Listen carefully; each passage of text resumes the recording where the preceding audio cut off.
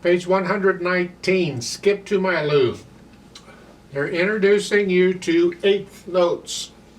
Things just got a little more complicated. An eighth note, they give you an example of two of them there that looks like two quarter notes that are tied together with this beam that goes across. If you only had one eighth note, and you can sometimes, then it would look like this. This has a little flag. But when there's two of them or more, they will beam them together, tie them together as eighth notes. And the idea on eighth notes is that, again, we're splitting things up. Remember, a whole note, and then two half notes for a whole note, two halves and a whole. Then there's four quarter notes and a whole note. We keep dividing. Well, eighth notes, yeah, there's eight eighth notes and a whole note. There's two eighth notes and a quarter note. Is what we keep splitting it in half. Is all it is. And the reason they beam them together is they usually beam them according to the beat, because we like to look at things by beat. And by having this, you can see where the beats are. You can tell that there's two notes in that beat. Well, there's different ways of counting eighth notes. There's a few different methods. You'll run across them occasionally, and I only point it out because of that. The method I use is similar to the one they use in the book.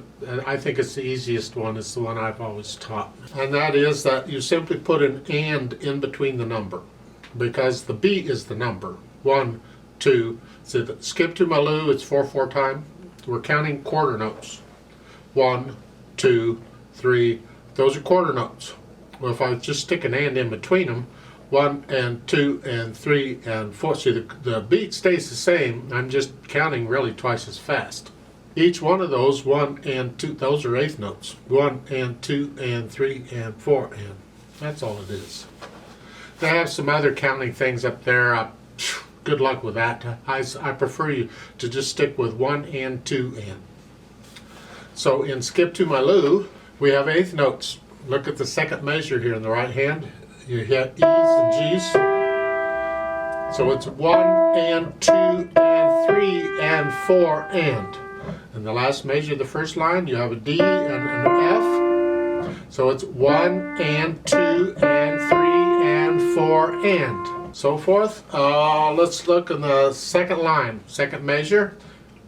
1 and 2 and 3 and 4, and that has a fermata, so I'm going to hold that for 2 extra beats because it's a fermata. And then we go on the next measure.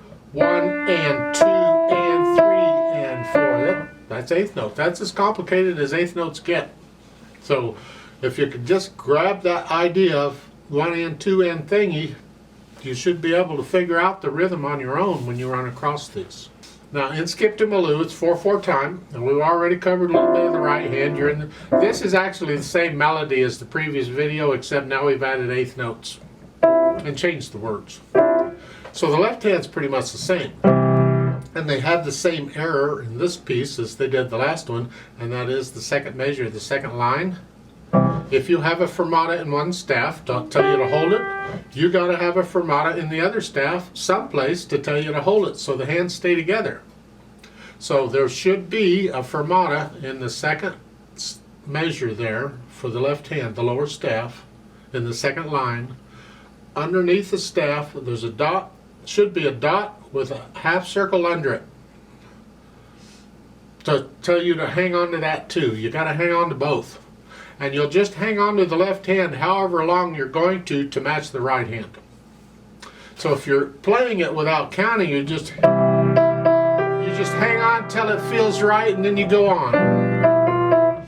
But with the metronome, I got to stay with the metronome, so I'm doubling the count for the half note. So it's 1 and 2 and 3 and 4 and hold and 2 and. So I just added 2 extra beats on it.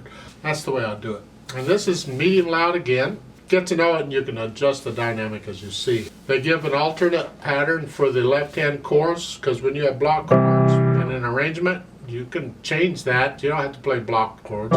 So you can play that pattern. It's the same as the previous video.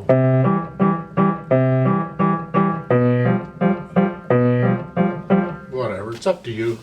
When we do the play with me, I'm just going to play it exactly as written with the block chords. So let's try this out. Speed-wise, it's up to you on how fast you want to go, but I'm going to take this play with me really slow because we're just checking notes and rhythms here, that's all. So I'll give us 4 counts. 1, 2, ready, go. 1, 3, 4, and 1, and 2, and 3, and 4, and 1, 2, 3, and 4, and 1, and 2, and 3, and 4, and 1, and 2, and 3, and 4, and hold, and 2, and 1, 2, 3. Repeat.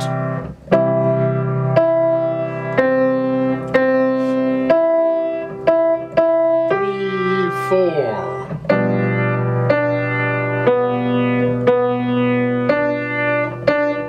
3, 4.